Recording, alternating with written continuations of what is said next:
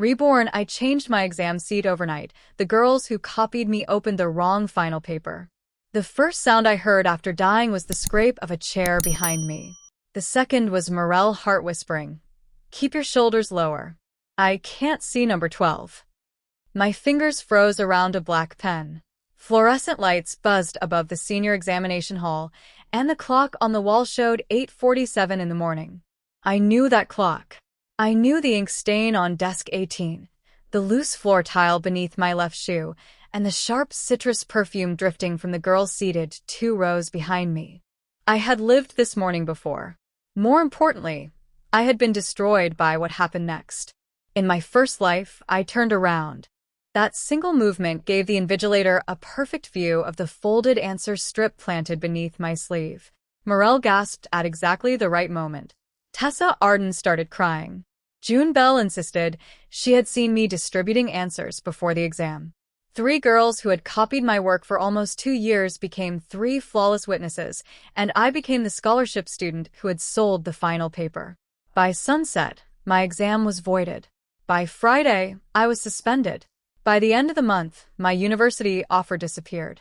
6 months later, after losing my mother, my scholarship, and every person who had once praised my honesty, I walked into winter rain and never made it home.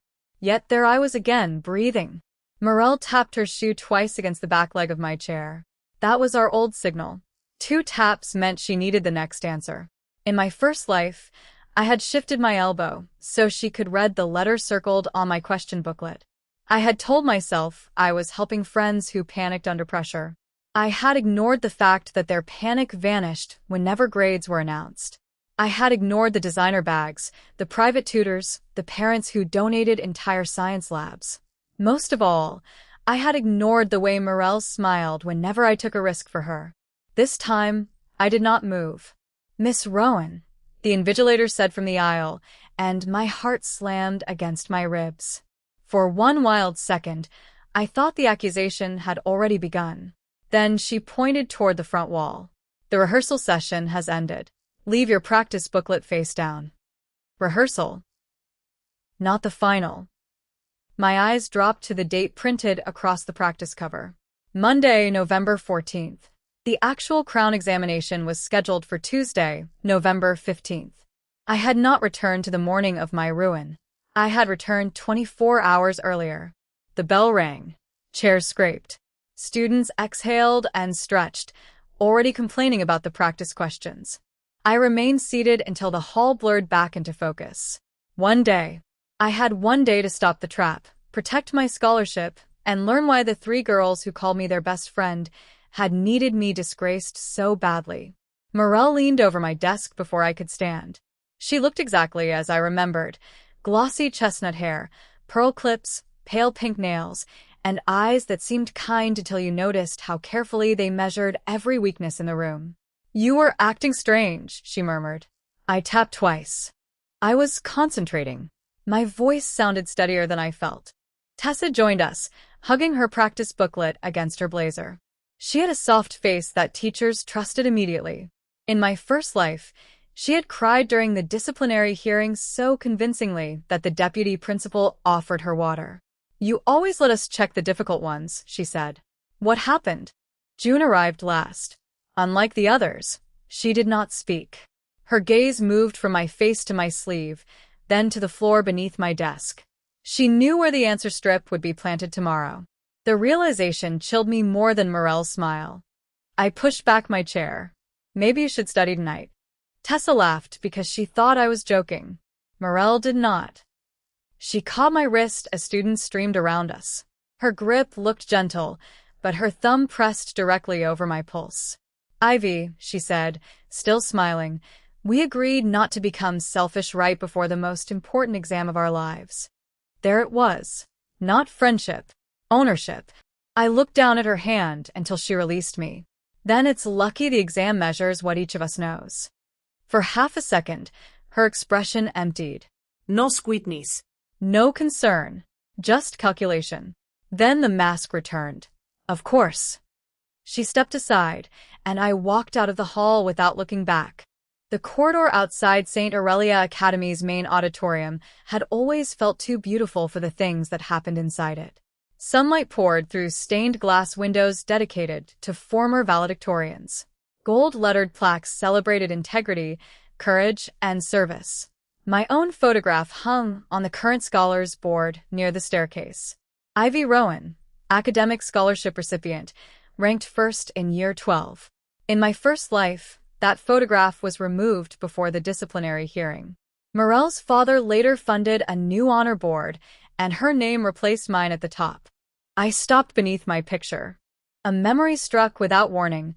My mother standing in this same corridor after scholarship interviews, trying not to cry because she had sold her wedding bracelet to pay for my train fare and application clothes.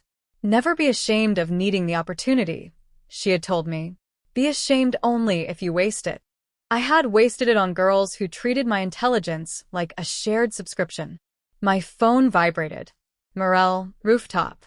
Now. Then another message appeared. June, don't go alone.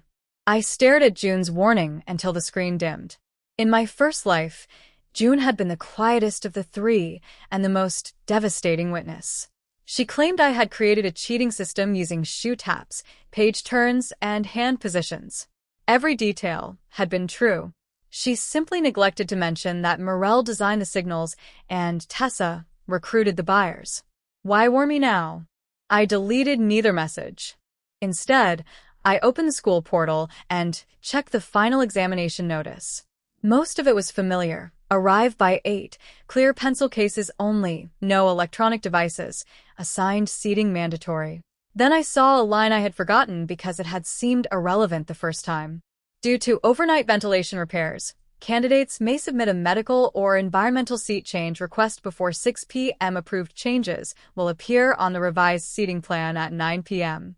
My pulse slowed. In the first timeline, I had remained at desk 18. Morel sat at 26, Tessa at 27, and June at 34. The desks formed a staggered diagonal behind me. From those angles, each girl could see a different portion of my paper. Morel watched multiple choice answers. Tessa copied short responses whenever I shifted my booklet. June tracked essay structure through page turns. Together, they reconstructed almost everything. A seat change would break their line of sight. But avoiding them was not enough. If I simply moved, they would know I suspected something. Morel would adjust the plan, plant the answer strip somewhere else, or accuse me before the exam began. I needed them confident. I needed them copying. I needed their own certainty to become evidence. The auditorium doors opened behind me, and students flooded into the corridor. I stepped away from the notice before anyone saw what I was reading. Ivy. The voice belonged to Elias Vale, the student council secretary, and the only person who had tried to contact me after my suspension in the first life. I had deleted his messages without reading them. At the time, I believed everyone wanted a confession or an apology. 3 weeks after my death, according to the newspaper article I had seen from somewhere beyond memory, Elias submitted evidence that the exam seating database had been accessed through a council account.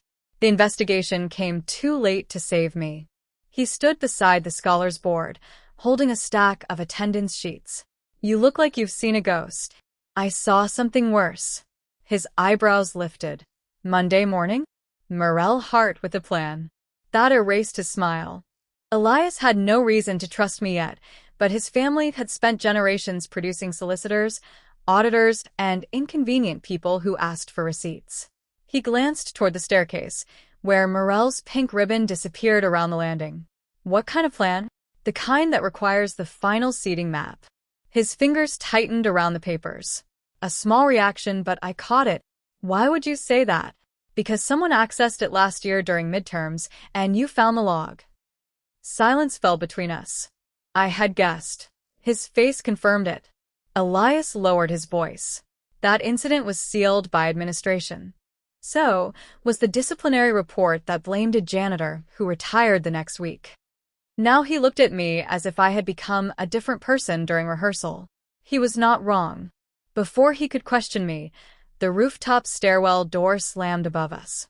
Morel was losing patience. I stepped closer to Elias. At 9 tonight, the revised seating plan will update. Can you preserve the access logs before anyone edits them? I can't enter the examination system without authorization. You don't need to enter it.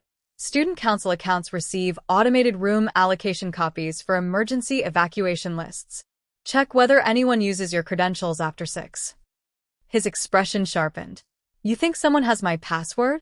I think someone believes you still use your birthday. He went completely still. That had also been a guess, based on something Morel once teased him about. This time, his silence confirmed more than I expected. Ivy, he said carefully, what exactly are you planning? I looked toward the rooftop door. I'm going to give them the answer they think they want. The rooftop wind snapped at my skirt as soon as I pushed through the door. Morel stood near the greenhouse with Tessa beside her. June waited farther back, arms folded, as though she wanted it understood that she was present, but not involved. In my first life, I had mistaken that distance for discomfort. Now I recognized it as strategy. June always kept enough space to deny hearing the worst parts. Morel held out a paper cup. Chamomile. You're tense. I accepted it, then placed it unopened on the stone ledge. Her eyes flicked toward the cup. You used to trust me. I used to drink terrible tea. Tessa snorted before noticing Morel was not amused. The city stretched beyond the school walls, bright and ordinary. Buses moved through intersections. Office windows flashed in the sunlight. Somewhere across town, my mother was finishing a morning shift at the bakery, alive and exhausted and unaware that I had already mourned her once. The urge to leave school, run to her, and never come back almost folded me in half. But leaving would not end the scheme. Morel's family would still control the story. My mother would still receive the call that broke her. Morel rested her elbows on the ledge. Tomorrow needs to go smoothly. For whom? For all of us. Don't be dramatic, Ivy. We've supported each other since year 11. Supported. I remembered writing Tessa's chemistry report while my mother slept beside a hospital vending machine. I remembered completing June's statistics project because she claimed her anxiety made numbers blur. I remembered Morel taking photographs of my revision cards, then deleting my name before sharing them with half the year. Their support consisted of saving me a cafeteria seat, so I could tutor them during lunch. Tessa stepped closer. My conditional offer requires a 92. June needs an 88. Morel's father already booked the celebration dinner. We can't suddenly change the arrangement. And what do I get? I asked. The question startled them. Morel recovered first. You get friends. The wind seemed to pause. I laughed. Not loudly. That made it worse. Her cheeks colored. What is funny? I was just calculating the exchange rate. June looked away, but I saw her mouth tighten. Morel's voice cooled. You know people already think your scholarship gives you unfair advantages. Private meetings with teachers. Extra feedback. Recommendation letters. If you suddenly act superior, they might start asking whether you really earned every mark. There it was, delivered softly enough to resemble concern. The first brick in the wall she planned to build around me. I picked up the chamomile and held it between us. Are you threatening me before breakfast? I'm reminding you that reputations are fragile. Then protect yours. I let the cup fall. It struck the rooftop tiles, split along the seam, and spilled untouched tea across Morel's polished shoes. Tessa gasped. June took one involuntary step forward. Morel stared down at the spreading stain as though I had thrown blood. Sorry, I said. My grip slipped. Her eyes lifted to mine. Be in your assigned seat tomorrow. I smiled. Of course. That answer satisfied her more than defiance would have. She believed fear had corrected me. She believed I would spend the afternoon remembering everything she could take away. I left the rooftop first. At 10:15, I visited the nurse and reported headaches caused by the auditorium's eastern ventilation fan. It was not entirely a lie. Desk 18 sat beneath a vent that rattled every 7 minutes, and I had complained about it during mock exams. The nurse pulled up my previous visit notes, frowned at 3 documented headaches, and signed the environmental request. Where would you prefer to sit? She asked. Anywhere quieter. She examined the preliminary map. Desk 41 is beside the western wall. It's usually reserved for late accommodations, but no one needs it tomorrow. Desk 41. I pictured the hall. Far back corner. No desk directly behind it. Clear view of the clock and both invigilators. More importantly, desk 41 belonged to the fourth paper rotation. Saint Aurelia used 4 versions of every crown examination to prevent copying. The content categories were identical, but question order, data values, essay extracts, and multiple choice sequences changed. Versions were distributed by seating columns. In the first timeline, desks 18, 26, 27, and 34 all received blue-coded Form B because Morel had arranged our positions within the same rotation. Desk 41 received gold-coded Form D. I signed the request. The nurse stamped it at 10:22. By lunchtime, I had done 3 more things. First, I photographed every page of my revision notebook and uploaded the images to a private drive. Second, I asked my history teacher, Mrs. Sato, to initial the blank inside cover of my exam-approved dictionary, explaining that students had been borrowing materials without permission. Third, I bought a new clear pencil case from the school shop and left my old one in my locker.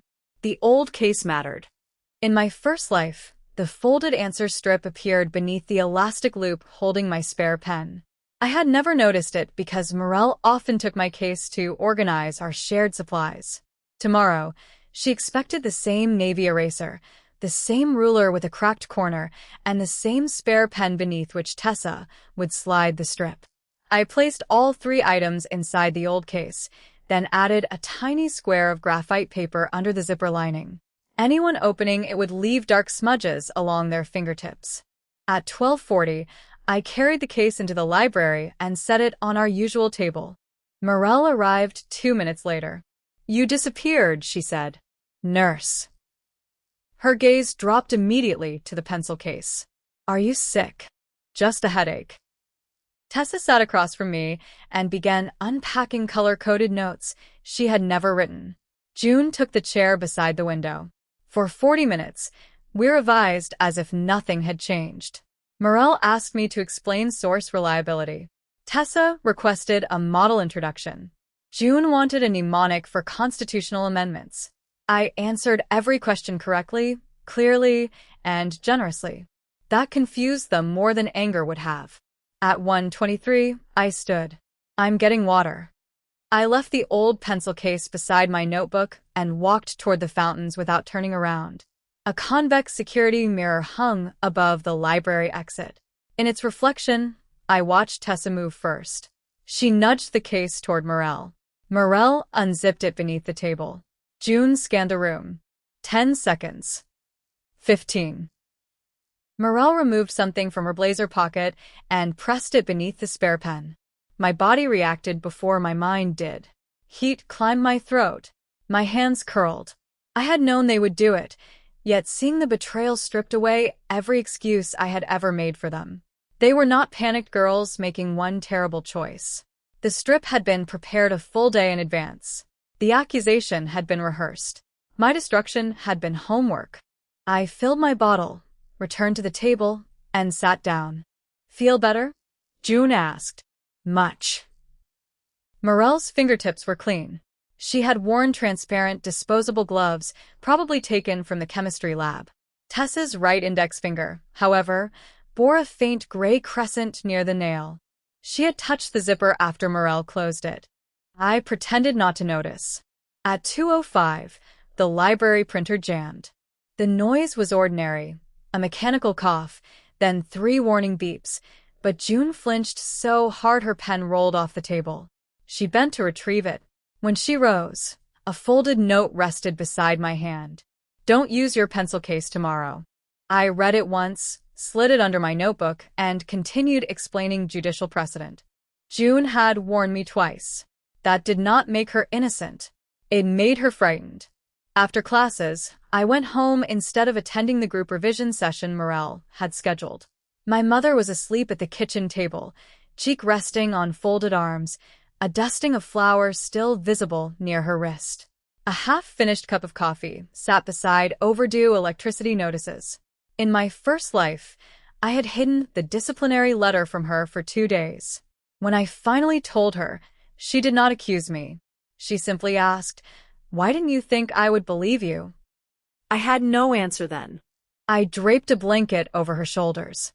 Her eyes opened immediately. "Ivy." The sound of my name in her voice shattered something inside me. I dropped to my knees and wrapped my arms around her waist. She stiffened in surprise, then touched my hair. "What happened?" "Nothing yet." That is not a reassuring sentence. I laughed against her apron, and the laugh became a sob. My mother waited without demanding an explanation. She had always understood that silence could be a form of first aid. When I could breathe again, I told her part of the truth. I said classmates had pressured me to help them cheat. I said I believed they might plant material in my belongings. I said I had already informed no one officially, because I needed proof. She listened without interrupting. Then she stood, locked the front door, and took out the old biscuit tin where she kept important documents. From beneath my birth certificate, she removed a tiny voice recorder. I stared. "Why do you own that?" "Your uncle borrowed money from me in 2018. That explained everything. She placed the recorder in my palm. Proof first. Pride later. I turned it over. "You believe me?" Her expression hardened. "I believed you before you finished the first sentence." In my previous life, I had faced the hearing alone because shame convinced me love required evidence. This time, my mother stood in our narrow kitchen wearing flour-covered shoes, and the future shifted beneath my feet. At 5:52 p.m., I submitted the signed seat change request through the portal. At 5:58, Morel messaged the group chat. "Morel, final check. Everyone's seated exactly as rehearsed. No surprises." Tessa, obviously. June, yes. I waited until 5:59. Ivy, desk 18. Same as always. The portal closed at 6. At 6:07, the phone rang. Morel did not greet me. "Send a screenshot of your exam admission page." I had expected that. Before submitting the request, I had captured the page showing desk 18. I sent the old screenshot. 3 dots appeared, disappeared, then returned. Morel, good. Get some sleep. Ivy, you too. At 7:30, Elias arrived at the bakery wearing a dark coat and an expression that made my mother hand him food before asking why he was there. He accepted a cheese pastry, opened his laptop, and showed me the student council evacuation dashboard. "Seat revisions publish at 9, he said. "Any council login will receive the updated file automatically." I changed my password and enabled access alerts.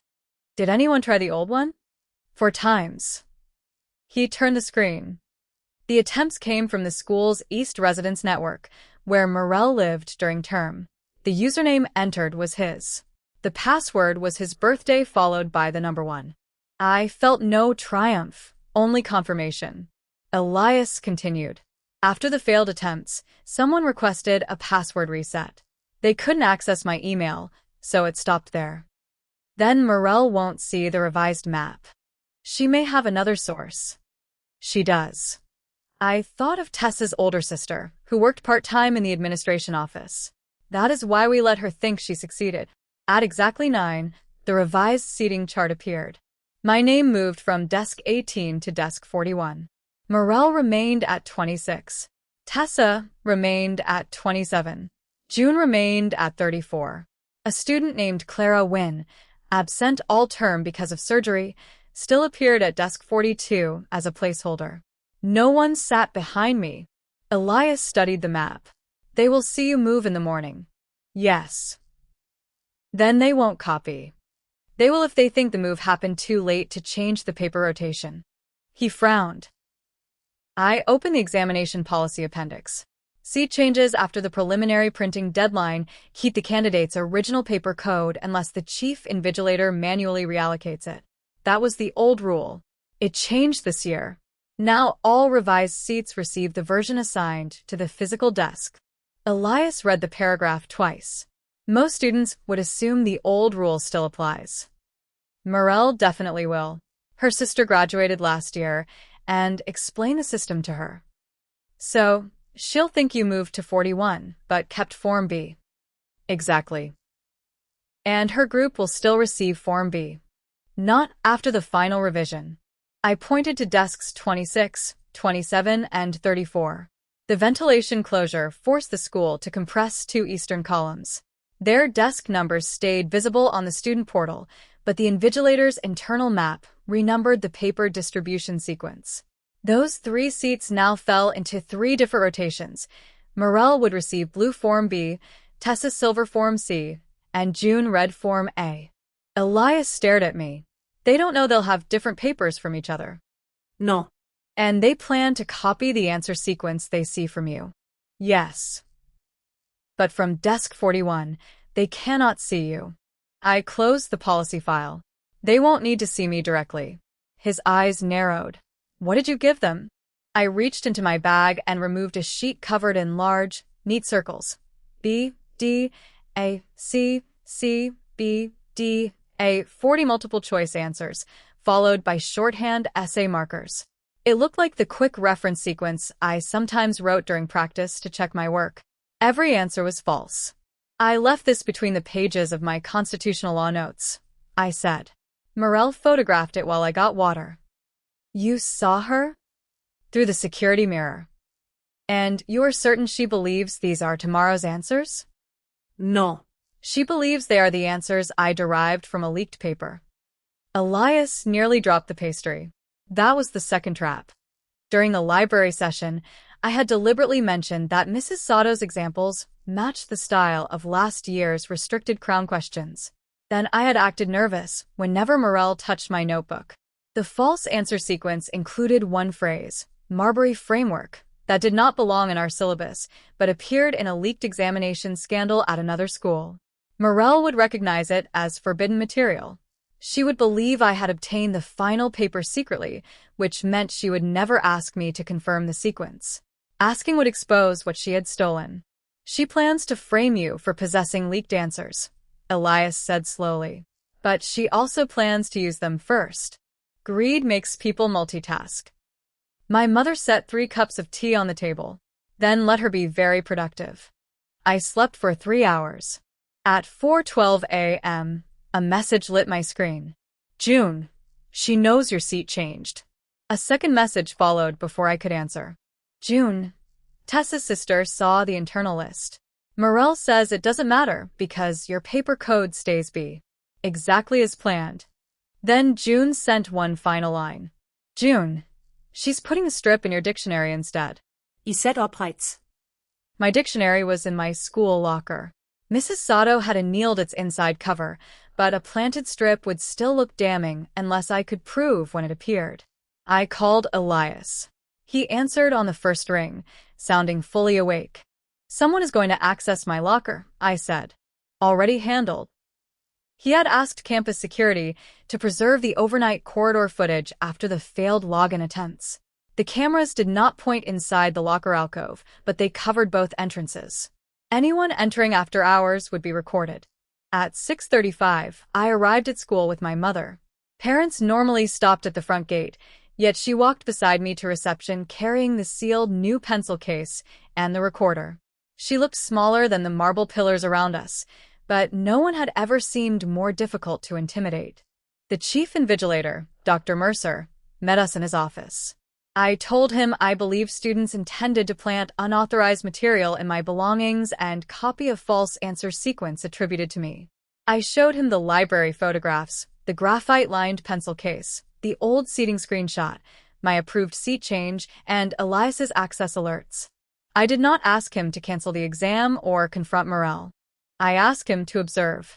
Dr. Mercer listened with his hands folded. Why wait until this morning? Because yesterday I had suspicion. Today I have a pattern. My mother placed the recorder on his desk. And because frightened girls are often punished for speaking before powerful families are ready to listen. Dr. Mercer's eyes moved to her face. Whatever reply he considered, he swallowed it. He called the deputy principal and the school's compliance officer. They inspected my new supplies, sealed them in a transparent evidence bag, and searched my dictionary before I touched it. A folded strip was hidden beneath the paper jacket covering the backboard. 40 answers. Essay prompts. My initials written at the top. The handwriting resembled mine from a distance. Up close, the capital are curved the wrong way. The compliance officer photographed it where it lay. Who had access? Anyone with the master locker key, I said. Or anyone whose sister works in administration. Dr. Mercer's jaw tightened. At 7:42, they returned the dictionary to my locker with the strip still inside. They dusted the paper jacket with invisible forensic powder and positioned a security officer behind the records room window overlooking the alcove. The plan was simple. Let the person retrieve or adjust the evidence before the exam, then document the contact. At 7:51, Tessa entered the alcove. She looked left, looked right, and opened my locker using a silver key. She removed the dictionary, checked beneath the jacket, and pressed the strip flatter with 2 fingers. When she left, the security officer photographed fluorescent powder across her fingertips. I watched from Dr. Mercer's office monitor. Tessa had cried at my funeral in the first life. I suddenly wondered whether those tears had been real. Guilt did not revive anyone. Regret did not erase intention. At 8:03, the auditorium doors opened. Students gathered around the revised seating board. Confusion spread as names shifted across columns. Morel stood at the center of the crowd, perfectly composed until she saw me beside desk 41. Her eyes found mine. I gave her the smallest possible nod. She glanced at Tessa, then at June. Tessa rubbed her glowing, contaminated fingertips against her skirt, unaware of the powder. June looked ill. Morel approached my desk while invigilators checked identification cards. A headache, she asked. The Eastern fan. You should have told us. I didn't realize my medical notes required group approval. Her smile thinned.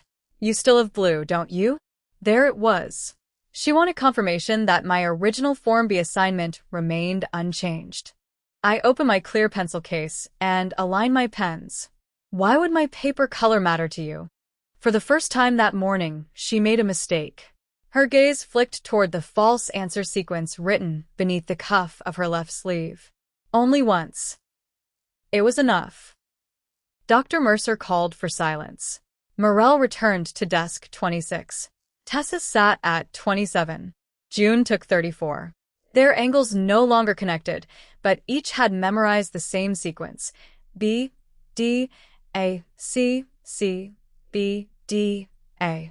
Sealed examination packets waited on every desk. Mine bore a gold stripe. Morel saw it from across the room. Her shoulders relaxed. She thought the gold envelope was merely desk packaging and that the booklet inside would still display blue Form B. Tessa looked toward her for reassurance. Morel tapped her pen once against the desk. Proceed. Candidates may break the seal, Dr. Mercer announced. 100 packets tore open at once. I removed gold Form D. Morel opened blue Form B. Tessa opened silver Form C. June opened red Form A. The room changed. Not visibly. No one shouted. No alarm sounded. Yet I felt the exact second each girl understood that the question order differed. Morel's first item concerned judicial review. Tessa's concerned electoral mandates. June's began with treaty powers. My first question asked about constitutional conventions. The sequence they had stolen could not belong to all 4 papers. Morel looked up sharply. She expected panic from me. Instead, I read my first question and marked the correct answer, C. Her stolen sequence began with B. She hesitated. Then greed defeated caution.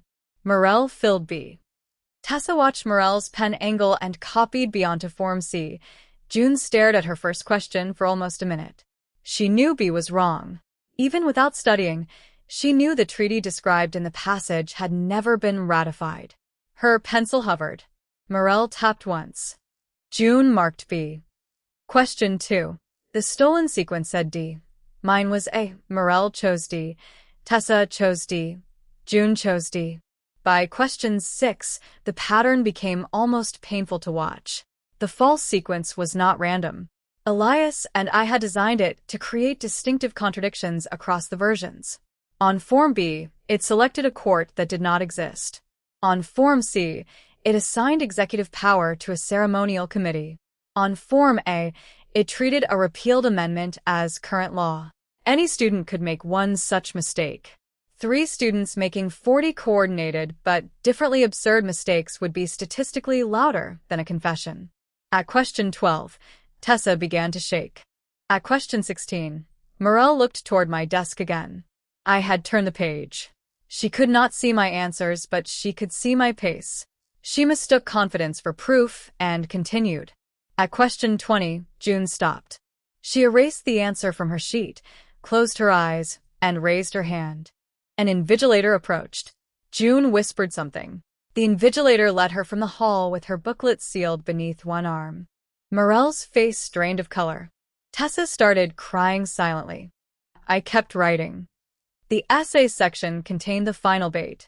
The false notes listed 3 phrases: democratic legitimacy, proportional restraint, and the Marbury framework. The first 2 applied loosely to any version. The third belonged to none. Morel forced all 3 into her response. Tessa did the same, misspelling Marbury exactly as it appeared in the photograph sequence. Marbury. June never reached the essay. With 43 minutes remaining, Dr. Mercer walked down the center aisle accompanied by the compliance officer. They stopped at Tessa's desk. Stand, please, he said. Her pencil fell. The compliance officer shone a small ultraviolet light across Tessa's hands. Her fingertips blazed fluorescent green. A murmur moved through the hall. Dr. Mercer collected her paper and escorted her out. Morel stared straight ahead, but the vein near her temple pulsed. She knew the strip in my dictionary had become evidence against them. She did not know about the access logs, the library mirror, the graphite, or June.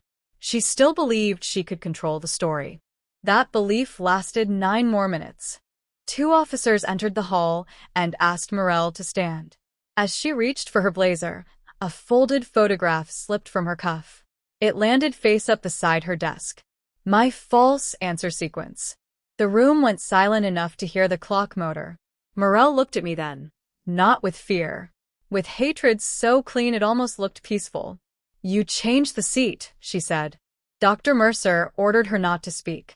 But Morel laughed. She changed the seat overnight. Yes, I said from the back corner. I did.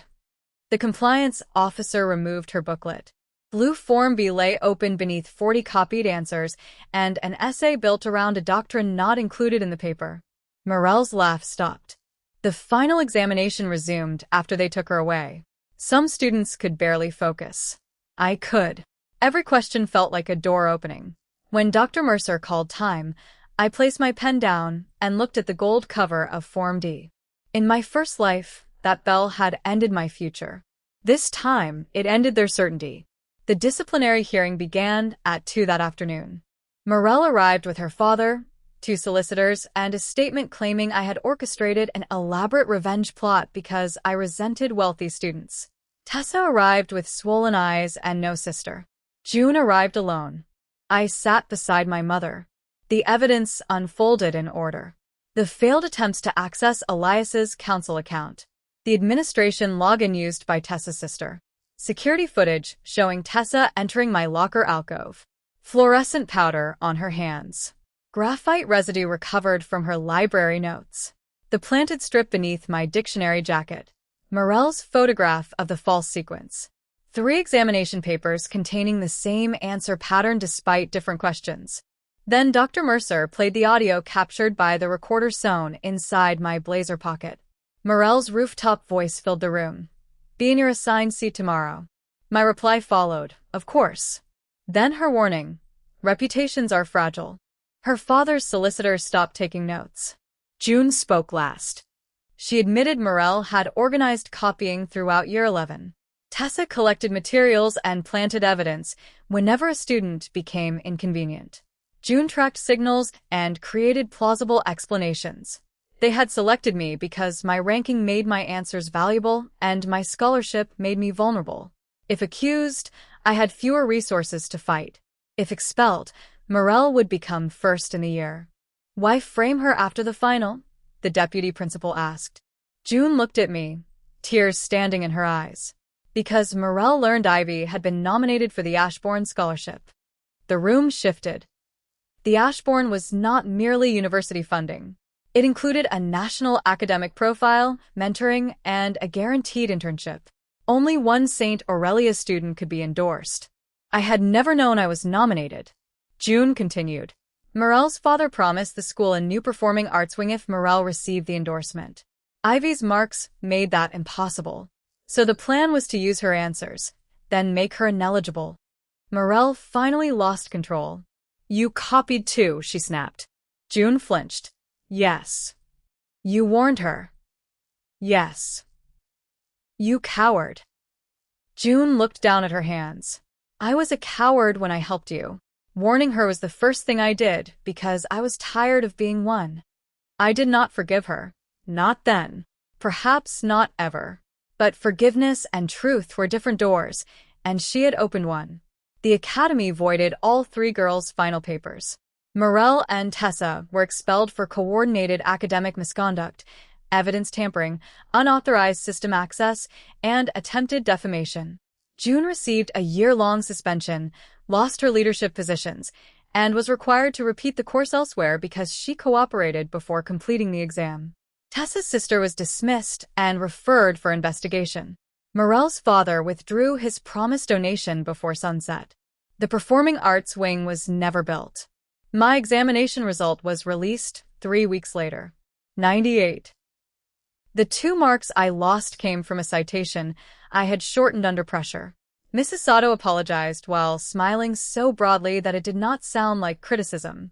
I remained first in the year and received the Ashbourne endorsement by unanimous vote. But the moment that mattered happened outside the bakery that evening. My mother taped my result to the front window between a sourdough advertisement and the opening hours. Customers applauded. She pretended not to cry. Elias brought a gold pen because he said blue would now carry unpleasant associations. I laughed until my ribs hurt. Across the street, June stood beneath a bus shelter. She did not approach. She only bowed once, deeply, then boarded the next bus. Months later, I received an envelope containing every photograph, message, and copied assignment she had saved from the group. On top was a note. You were never difficult to betray. You were easy to exploit because you kept mistaking need for love. I am sorry I taught you that lesson so cruelly. I kept the evidence. I threw away the apology. Years passed. I studied law, then specialized in academic integrity and institutional misconduct. People found that choice ironic. I did not. Systems rarely collapse because villains are brilliant. They collapse because decent people notice one irregularity, feel uncomfortable, and decide silence is safer. I wanted to become the person who preserved the access log, checked the camera, annealed the dictionary, and believed the frightened student before a donor entered the room.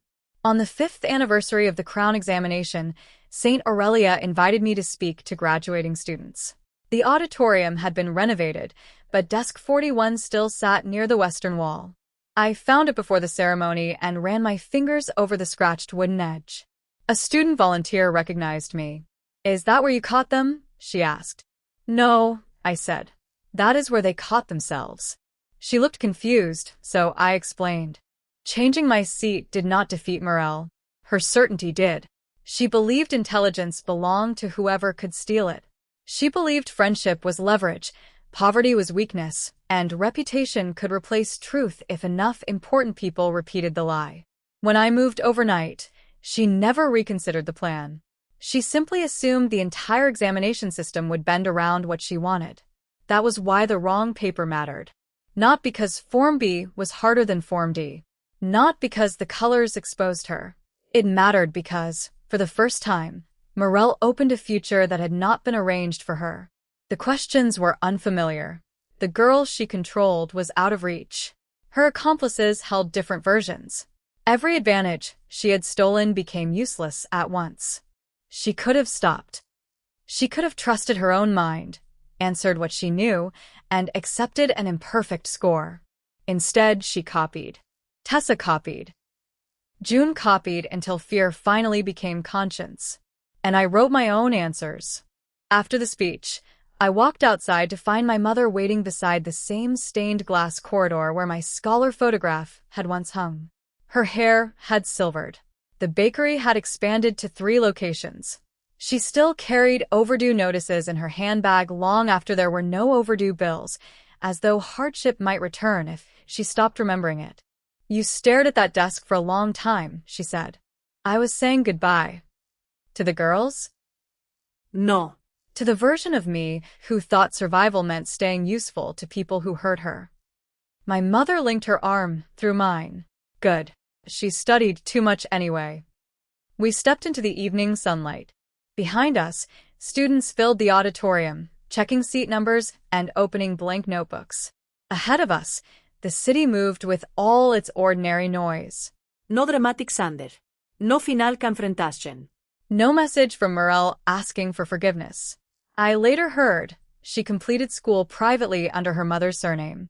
Tessa moved overseas. June became a nurse. Their lives continued, because consequences are not the same as endings. Mine continued too. Sometimes people ask whether I would change anything else if I could return to that Monday again. They expect me to say I would expose Morel earlier, warn every teacher, or refuse to help the girls from the first day we met. I always give the same answer. I would go home sooner. I would wake my mother at the kitchen table, hold her before grief taught me the cost of hesitation, and tell her the whole truth without waiting to deserve belief. Then, at 5:52 p.m., I would submit the same request. Desk 41, Western Wall, Gold Form D. Because the night I changed my seat, I did more than escape 3 girls looking over my shoulder. I forced them to face their own papers. And for the first time in either life, I understood that justice was not the moment they were caught. It was the quiet afterward, when nobody could demand my answers, borrow my courage, or decide my worth. I had not won because they failed. I had won because I finally stopped handing other people the pen for good.